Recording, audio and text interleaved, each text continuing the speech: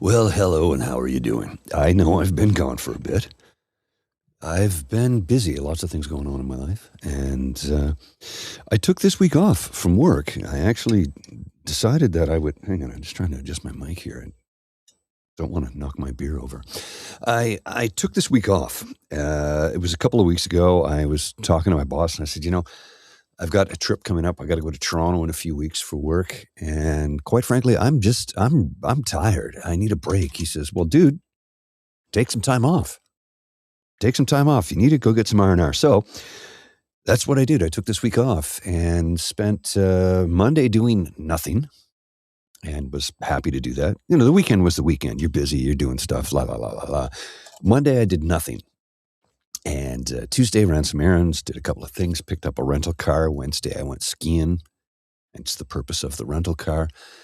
And the conditions were amazing.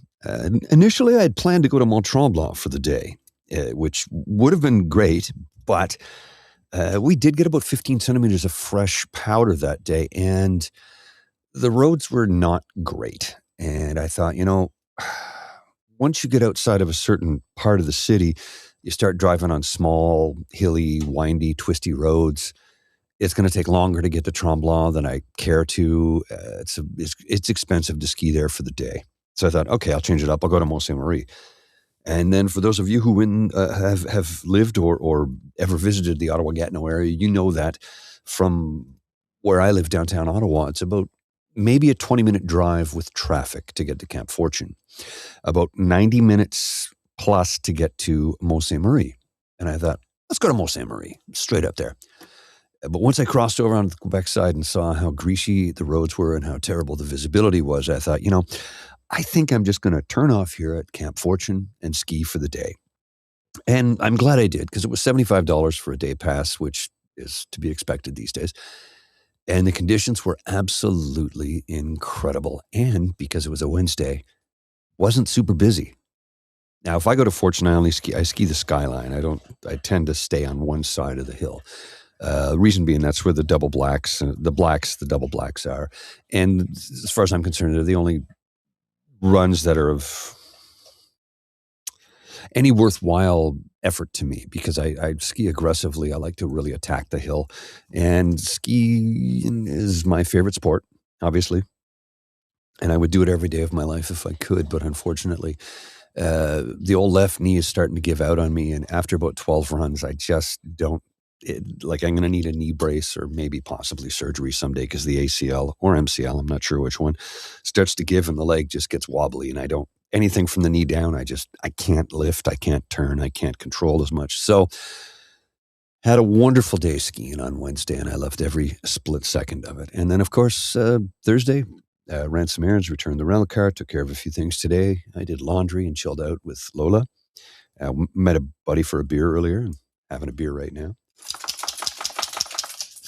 There's Lola. I'm sure you can hear her in the background as she does her little ear flap shake. Oh, and she's coming up to say hello. Hang on. Come on up, Lola. Come on up, sweetheart. Come on up. Come on up. Come on. Come on. Come on up. There we go. There's the Lola girl. Look at the Lola girl. What a pretty girl you are. Yes, you are. Oh, there's my girl. She can see herself in one of the monitors. She's kind of like, wait a minute. Is that me? That's me and Daddy? I don't understand. You're a good girl, Lola. Look, there's Lola right there. See? There's Lola. See? Yeah. See ya? That's Lola. Yeah, that's Lola. Okay, sweetheart. Go lie down. Daddy has to do some work. Can I do my show? Hey? We'll go see friends later tonight. Yeah, we'll go see friends later. Will, I promise. Okay, down. Good girl. Get down. I invited her up. It's my own damn fault. Who's kidding who? I have nobody to blame but me. Okay, good girl. All right, Mom. I'll see if I can do a show from here with Lola on my lap. So, anything happened while I was gone? Kind of a crazy couple of weeks in the news with what's happening globally speaking. Of course, the Olympic Games ended. Canada, we did 20, was it 21 medals in total? And yes, we were all heartbroken at the outcome of the men's gold medal hockey game. Look, it was a great game from start to finish. Team Canada outshot, outplayed, and outclassed Team USA in every sense of the word. At the end of the day, we got beaten by a better goalie. I mean, there's no argument, no way around it. Connor Hellebuck played the game of his life, and he handed his team a victory. He was the only one on that team who earned that gold medal, as far as I'm concerned. I mean it. The rest of them just, they were kind of there. And I'm not diminishing their abilities as hockey players, but they didn't have it in that game. They really didn't. They got lucky to win it, and it was again a victory by the goalie, and that's as simple as it gets. So let's move on from hockey and talk about a few other things here.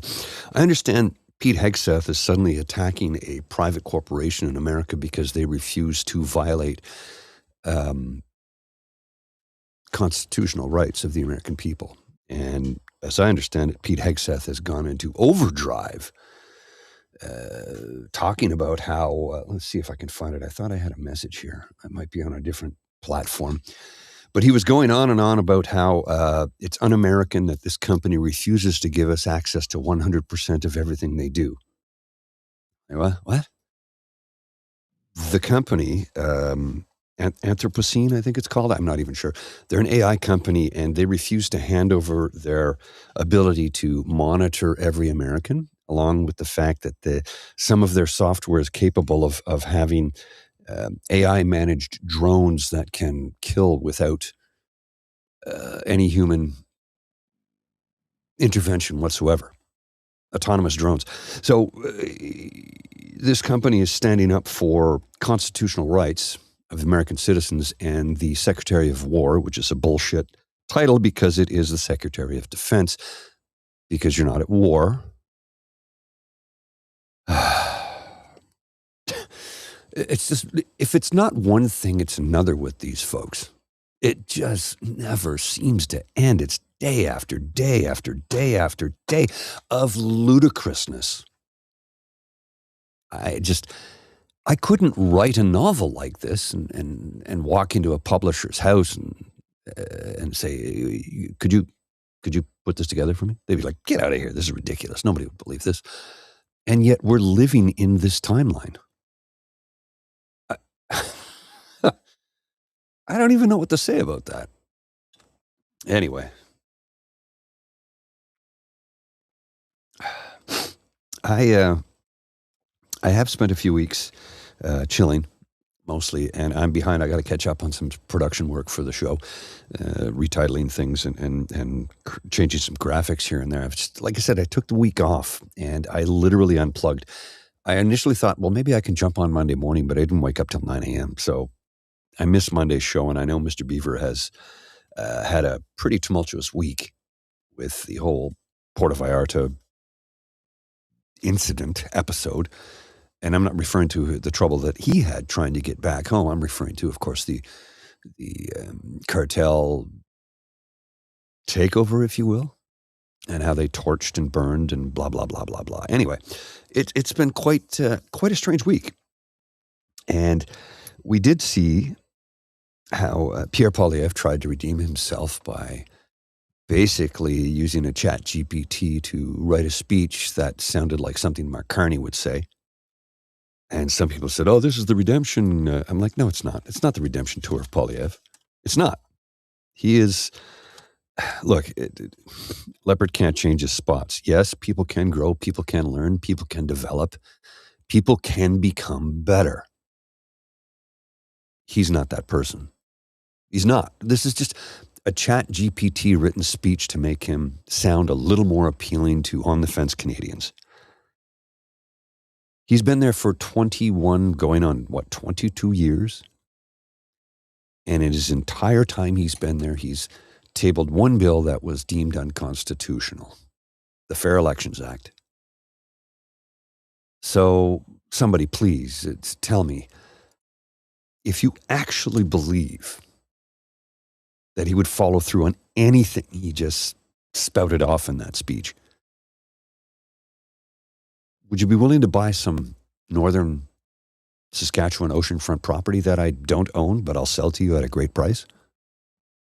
Because if you believe him, if you believe the lies that he is telling you, man, oh man, oh man. You know, every day online I encounter folks who I scratch my head over, going like, how can you be this naive? How can you be this taken in by this charlatan? How is it possible that you actually believe that this man will do something for you to make your life better? And why is it? Why is it? And this is the thing that really is astounding to me. Why do you have so much hate on for Mark Carney? Look, I didn't get it with Trudeau. I really don't get it with Mark Carney. Mark Carney's a red Tory. He would have fit in fine with Joe Clark's progressive conservative government. But they hate him because he's a liberal. He's a red Tory. His policies are as centrist as could possibly be. And the man is diversifying our trade and making our country better every single day. Then, of course, Pierre Poilievre decides he's going to hop on a plane and fly to Germany and the UK. To do what exactly? Because he is not in a position to bargain or negotiate or do anything for this country. He is not the government. He's a member of parliament. He's the leader of the opposition. He is not the government of Canada. He, like his idiot MP Jamil Javani, have no right legally or morally or even emotionally to speak on behalf of Canadian public. They just simply don't, but they seem to think that they are able to do so. And of course, we're paying for this. Now, somebody said, well, no, that's coming out of donations from the party. He's not having the taxpayer pay for it. So you're telling me that people who donate aren't taxpayers? Because that would be illegal. So you see, taxpayers are still paying for this paid vacation of his because he cannot do anything to negotiate for anyone at all. He has no right, nor rhyme, nor reason to do what he says he wants to do. Can he go on vacation? Sure. And yeah, we're going to pay for that anyway because he's a member of parliament. So we're paying him. So if he takes a vacation, we're paying for it no matter what. But this is a joke. He is not in a position to negotiate for anyone at any time. He can't negotiate trade deals. He's not the government of Canada. I just don't know what's going on in this world some days. I scratch my head and go, hi, Lola. She's got her head in my lap and keeps trying to lick me. It's frustrating on a daily basis when I see the mis and disinformation that is spewed forth by the Conservative Party of Canada, which, as we all know, is not the government of Canada. And they're really the Reform Party with a different name. They are not progressive. They are not conservative. They're the Reform Party in a new name. They are wolves in sheep's clothing. And if you don't recognize that, I don't know what to tell you. There are lots of people in this world who just refuse to face facts and face the truth and will only believe what they wish to believe and want to believe. But guess what, man? These are not people who care about you. They will enrich their wealthy donors. You don't believe me? Look at what Doug Ford just did. And he says he's a progressive conservative. No, he's just a corrupt wannabe mob boss. If it's not one thing, it's 19 different others. And how do you make sense of it all and explain to people in, for want of a better term, layman's terms, what is going on right now? And some days I'll sit here and I'll read through stuff and I'll get so frustrated. I'm like, oh, this is more lies. This is more bullshit. This is more influencer. And you know which influencers I'm talking about. All those idiots who went to the Conservative Party leadership review, which was, as we know, a joke because there was only 3,000 people there and they all had to pay $1,000 to be there. And they were all basically handpicked so that Skippy would be able to retain his leadership. Unlike, a proper leadership would review, which all delegates would either be able to vote remotely or show up in person, not have to pay $1,000 to be there over and above the costs it costs them to fly to wherever the leadership review is held. Because if you are a card-carrying delegate and you live in Newfoundland and you want to fly to Calgary, that's out of your own pocket. Party doesn't pay for it. They don't reimburse you. That's out of your pocket. So on top of that, they want to make you pay another $1,000. So effectively what he did was he just bought votes in Calgary. At least that's my take on it. You tell me if I'm wrong. And I find it interesting that Damien Couric wants to run in the same riding that Pierre Poilievre currently holds, that he's not set foot in since he became the member of parliament for Battle River Crowfoot. How do you write this stuff? So yeah, lots of crazy things happening in this world between strange non-calls in men's Olympic hockey. Too many men on the ice. How many times? Anyway. To the bizarre celebration in the U.S. men's hockey team dressing room with the director of the FBI, Kash Patel. What the hell was he doing there?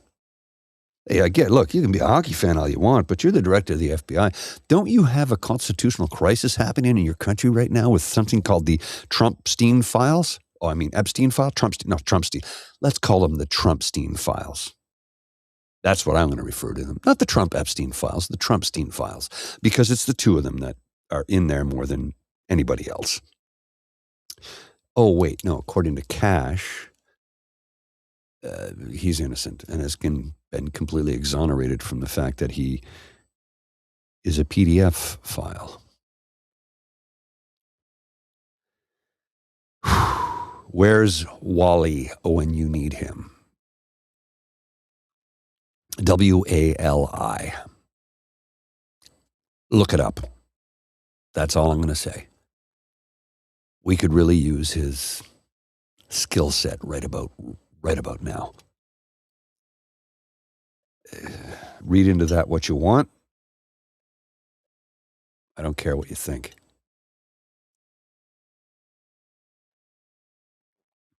So here we are, Friday night. It is about, 10 to 7. And I am chillaxing at home with my puppy dog, Lola. She's biting her nails right now, actually. She chews on her dew claws on each paw. Because what happens is I'll go to trim them and she'll, no, and just runs off and chews them because they can get quite sharp. And I think when she goes to scratch herself, every now and then she's like, oh, that's not pleasant, and does it herself. And she frequently will lick her paws where her dew claw is, which is up, and then rub her ears like a cat would, which makes me think that when she was a puppy dog, she was near kittens or cats or anyway. And she loves kittens, loves them, loves cats, loves kittens.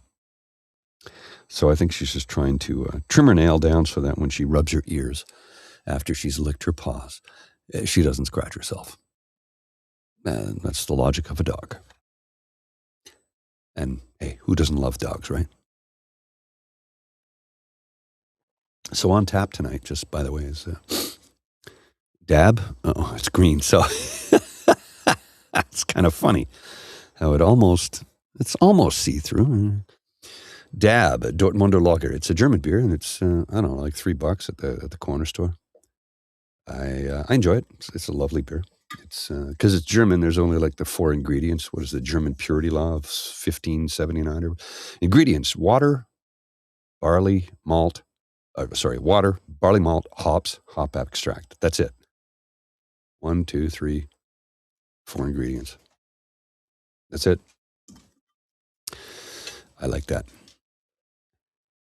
Actually, Jay Kirk, I do trim her nail, dew claws regularly. Her regular nails don't need to be trimmed because we living downtown Ottawa, we're walking a lot on pavement. So anyway, they grind down enough so that I don't need to trim her nails. I did it once and I got too short, even though I used one of those pre-measured things and everything, trim her nail. And she bled everywhere and I felt horrible. So it's like, nope, not doing that again. We'll just walk around on the pavement a lot. So, yeah. Anyway, drink dab while smoking dabs. I don't know what dabs are for smoking, but is that a type of cigarette, I guess?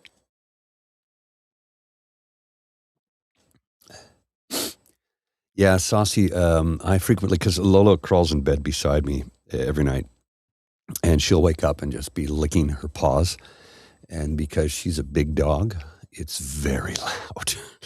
So I wake up frequently. And of course, she's like looking at me like, what's the problem? Like, well, because when I get up at 4 a.m., I have to take you out at 4:30 and then bring you back.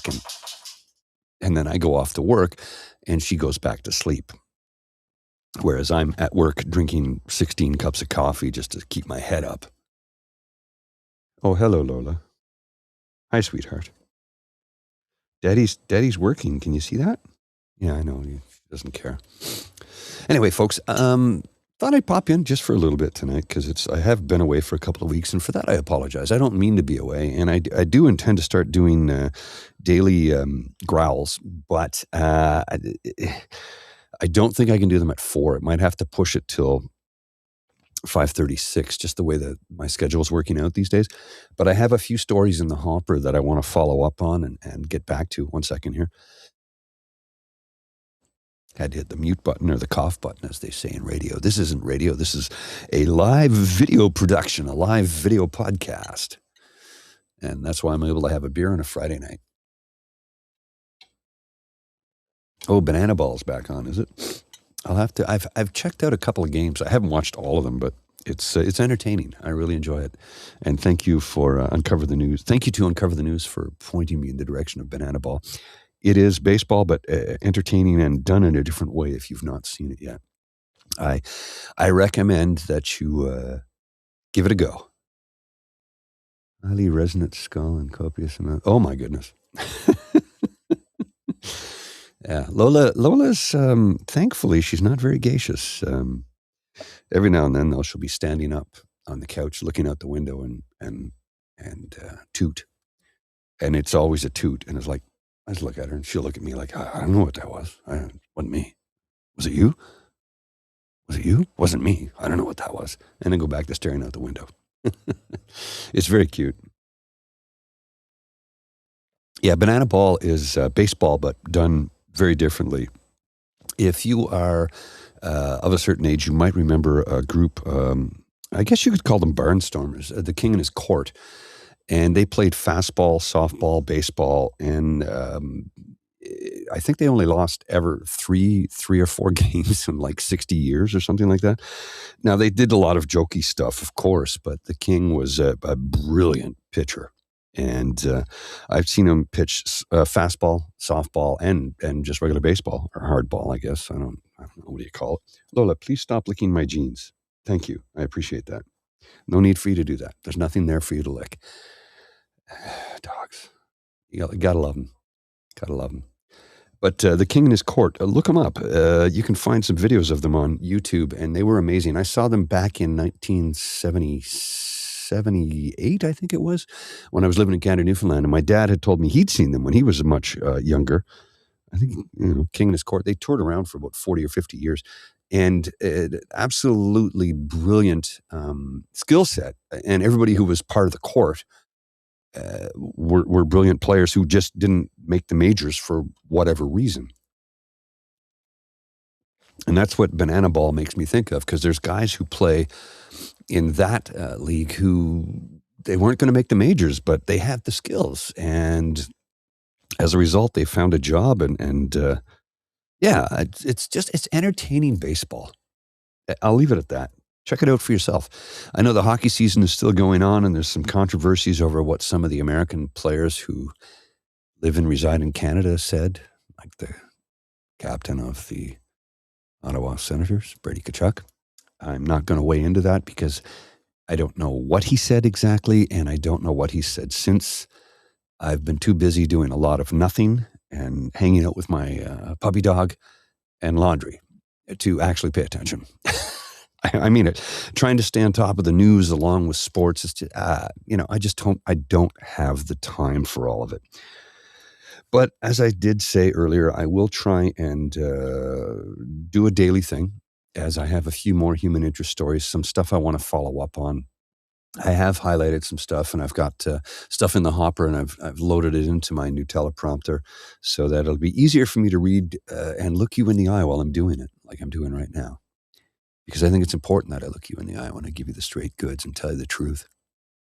I think you want to hear the truth, and I think you want me to look you directly in the eye. Now, I blink a little too much because there's a lot of bright lights on me, and one of them, that light right above the teleprompter, is out. I'll have to check it out. I don't know. I was rewiring some stuff the other day and adding some new components in, and I may have unplugged something unintentionally. Oh, maybe that's it right there. Hang on. Let me just plug it in and see. I don't know if that's it. Yeah, I'd have to stand up, and I'm not going to do that right now. I'll take care of that later. Anyway, thanks for coming out, folks. I appreciate the fact that you still acknowledge that I exist. I don't know how else to say it. I mean, I feel like I've with my new job and the hours that I keep, I feel like I'm detached from everything. I feel like I'm detached from the show. I feel like I'm no longer a part of anything. And I know that sounds harsh when I say it like that, but with this 4 a.m. wake up Monday to Friday, and I get home at 2:30 usually, 2:30. By the time 4 o'clock rolls around, I'm just getting Lola back, and I'm exhausted and trying to feel like you're a part of something when you feel like you're on a hamster wheel. Well, it takes its toll, and that was one of the big reasons why I took this week off, to get some rest and relaxation and try and recharge my batteries, because I was running on E for sure. If I could join you during the week at any time during the show, the morning show, I'd be happy to do so, but I'm literally at work and have been for an hour to 90 minutes by the time the show is coming on. So it's darn near impossible for me to join. Occasionally I can, but there's complications, and we'll leave it at that. So hopefully I will again see you soon. My goal is to try and get back here Monday to Friday, of course, Friday at 6:30 p.m. Last 2 weeks I've been unavailable. Monday through Thursday, I want to probably pop in around 6 p.m. as well to deliver you the daily growl that has more to do with human interest stories and things I've been following up on. And one second. I don't want to cough in your ear. That would be horrible. But I want to follow up on some stories that I started to tell you about a while ago and have received some new information I thought it would be important for you to know about. Whether or not you give a shit is up to you, not me. I'm just going to put it out there. So I will be back next week, and I might, if I can work things out this weekend, I might have time to put a jazz show together for those of you who are interested. And I do have a few pop music shows that I'm going to get back into producing very, very, very soon as I get them all built up and put together.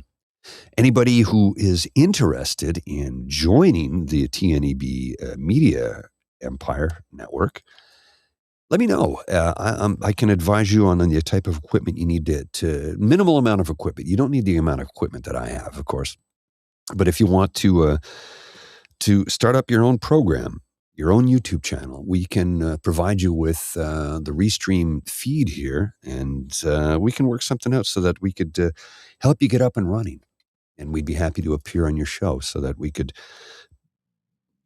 give you some credence, lend you a little bit of professional expertise, if you will. Stretch that word a bit. But anybody who's interested, let me know. St. Paddy's Pubcast, well, St. Patrick's Day, I think, is on a Tuesday this year, is it? I'll be in Toronto that week from the, I think, 16th to 19th. I'm going to confirm on Monday. I'm scheduled. I haven't had the confirmation yet. Once I get the confirmation, I have to talk to my good friend Annie, who takes care of Lola when I'm gone, to make sure she can watch after her while I am out of town. But yeah, it looks like just send me a message via Twitter if you're looking for information about what kind of equipment you should look at for putting yourself together a podcast that you would like to do from wherever you are.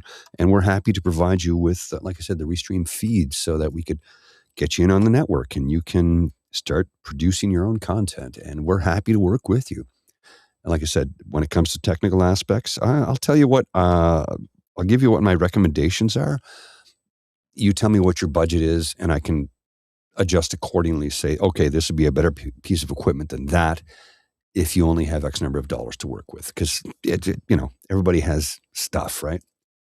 If you're looking, if you want to do this, if you want to do this from a worry-free standpoint, find yourself at minimum, and you can find them online used, a Mac Mini M2. You want an M2 at minimum. That's your baseline. The new Mac Minis are M4 or M5, and they start at $799. But you can find a used Mac Mini M2 online. There are people who have them available. Probably $499, $599. I'm guessing. I haven't looked in a while. That's what I'm using. This is a couple of years old, but the thing is just, it performs flawlessly. And there is a learning curve with Mac, because if you've been Windows-based like I am every day at work and have been for the last, I don't know how many decades, there's a learning curve with Macs. But when it comes to podcast production, I strongly recommend it because it just works. If I decided to build a Windows box to do what this does, I was looking at a lot more money. And at a time when I couldn't afford it, this is what we went with. Here's the thing. Now that I can afford a bigger machine, I'm not getting one because this thing works flawlessly. So why would I? I can give you recommendations for webcams, for microphones, for software. Again, you don't need to invest the amount of money that I've invested in. Get yourself a simple ring light. You can get them on Temu or Amazon. Don't spend more than $50. There's no need to. Mic boom arm. It depends on which mic we end up going with. So I'm happy to give you, I'm happy to advise you on what I think is best for audio video quality without breaking the bank. And there you go. We'll leave it at that. If you've got a good enough computer, that's great. That's wonderful. If you want to start with, here's the thing. You could start with a laptop with a built-in webcam. I will recommend a better microphone, though, because the built-in mics are echoey and noisy and they pick up a lot of crap. And you don't want that, because something that people engage with, even when they're not watching, is if the sound is bad, they're going to walk away. It's as simple as that. Audio quality has a heavier duty, what's the word I'm looking for? It has more weight on the production than you realize. This is my area of expertise. When it comes to sound quality, if the sound quality is terrible, if it's echoey, if it's noisy, if there's a lot of background noise, if your voice sounds thin, if it sounds like crap, people will tune out. Because there's psychoacoustics is what they call it, and the brain picks up on certain things that you don't consciously recognize. And as a result, if the sound quality is bad, you're just going to out of there. It's as simple as that. I talked to Hugh Ree And I sent him a link to a couple of things I recommend he purchase. So it's up to him. Whether he does or he doesn't, I don't know. I'm happy to give him more advice. If he wants more advice from me, I'm happy to, by all means, but I recommended a camera, mic, boom arm, and some software. And yeah, there we go. Hmm. Oh, so you're looking at doing like Twitch stuff, eh? Yeah, no problem. Yeah. You don't need to break the bank on a mic, but you do need to get a good one. And stay away from, you know what, I'll make my recommendations in person and a message, not face to face, of course, unless, of course, you're in town and you want to meet for a beer. But if you're looking for information, DM me on Twitter or Facebook. You can send an email to TNEB, True North Eager Beaver. I respond to those as well. And I'm happy to provide you with the information you are looking for. All right. I'm going to punch out because it is a little after 7 p.m. And although I'm not, it's 9:30 9:30, quarter to 10, I'll take her out so she can see her friends. She has a bunch of friends in the neighborhood that work at the door at the local pub, and she likes to visit with them. So I'll take her out then. But in the meantime, I'm going to sit back, relax, watch a little TV, and enjoy the rest of my evening. I hope you do too. I will be back on Monday if things go according to plan, and I will provide you with some updates and some stories I started back a couple of months ago. In the meantime, wherever you are, I hope you're well. I hope more than anything else, and I sincerely mean this, you're happy. Because happiness is, it is a decision you have to make, but sometimes your brain chemistry won't let you feel that way. So I hope you're happy. I'll see you soon. You take care.